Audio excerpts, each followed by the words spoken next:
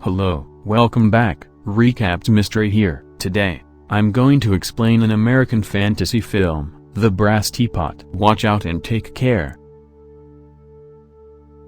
The film begins with John and Alice, a typical couple who wake up together every morning. Alice is a well-meaning woman who would gladly prepare breakfast for her husband if the fridge wasn't empty. That is why John had to wake up and work hard in order for them to survive. John arrives at work and attempts to sell some insurance over the phone while his boss demands increased productivity and better results from him. John blames his poor performance on his difficult economic condition, but his boss is unconcerned. Alice is also attending a job interview. She is truly denied because she lacks the necessary experience and a master's degree, as do the majority of the other applicants. When she gets home dejected, their haughty landlord knocks on the door and demands the rent. This puts additional strain on the couple. Alice checks their e-banking statement, and their balance should be minus $45 following the rent payment. That is very sad. Later that night, John and Alice attend a reunion party where the majority of their former classmates appear to be happy and prosperous. Their clothing code is inappropriate. They eventually meet another couple,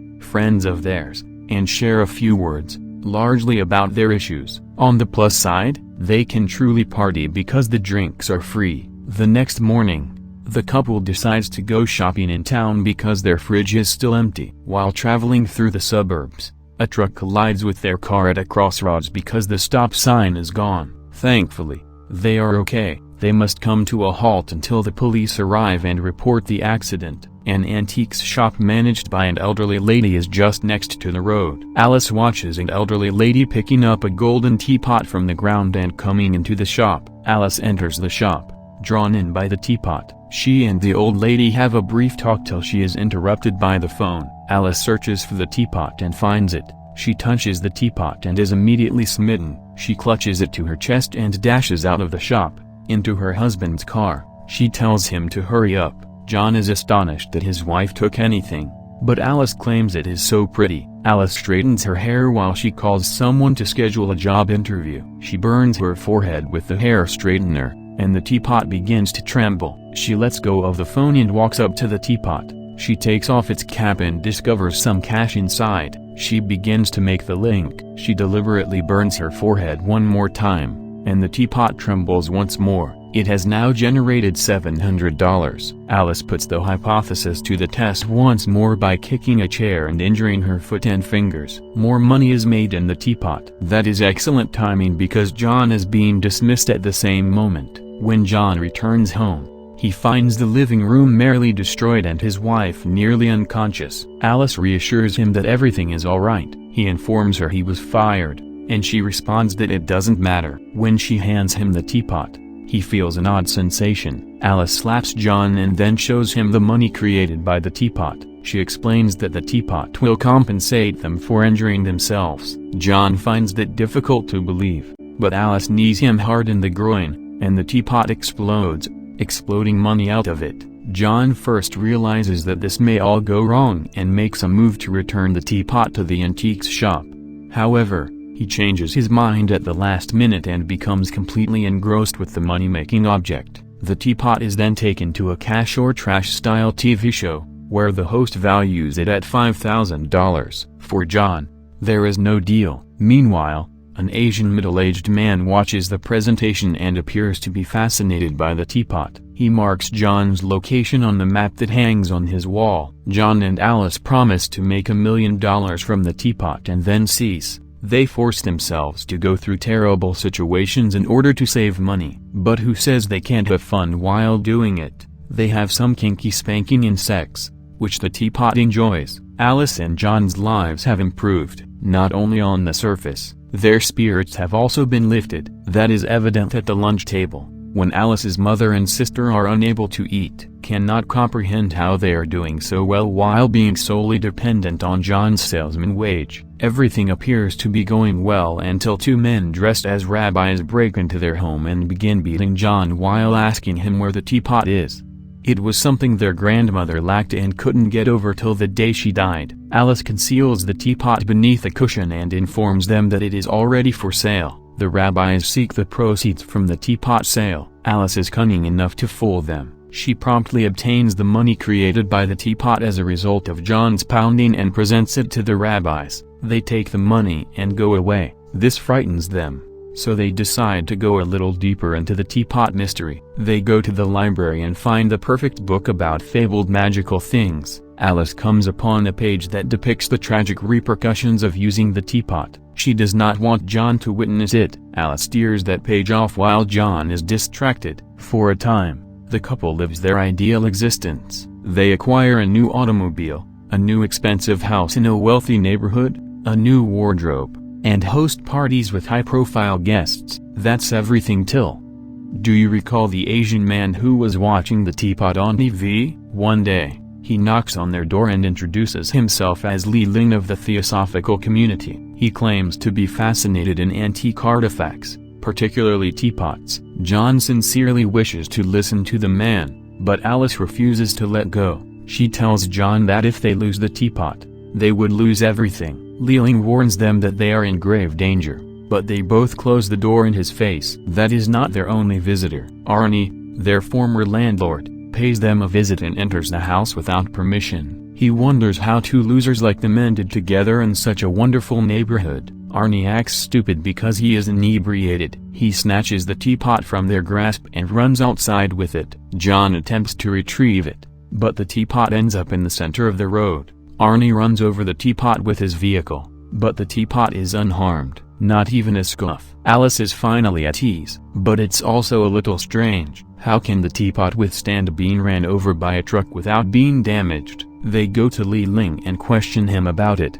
Li claims that the teapot cannot be destroyed. The only way to get rid of it is to hide it in a place where no one can find it. He discusses the history of the teapot, claiming that it has been through the hands of both the best and worst people in history. Li cautions them that if they have a little evil in them, the teapot would bring it out and intensify it. The last time the teapot was mentioned was in a Nazi camp a long time ago. Alice persuades John once more not to hand over the teapot. She thinks they are nice people with good characters who will never lose control of themselves. As a result, their fight continues. The two rabbis who abused them previously break into their house and steal their money in the middle of the night. One night, they remark that John and Alice are inexperienced because they hid their money in the toilet flush. When John and Alice hear them, they rush out of their room to confront them. The rabbis admit that they aren't truly chasing the teapot since they know how much misery it can bring and how it may make you angry. It's something they've seen on their granny. As a result,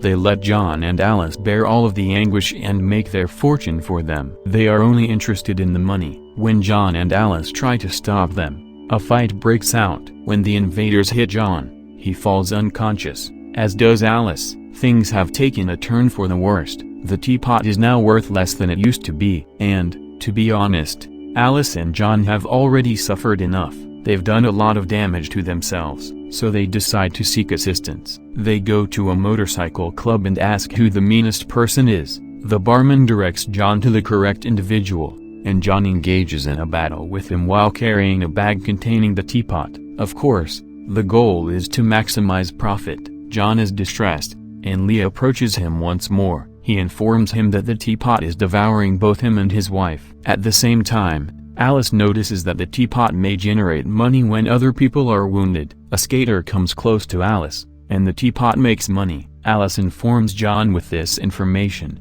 and the two begin attending painful events, such as MMA fights and births, to assist the teapot in making money.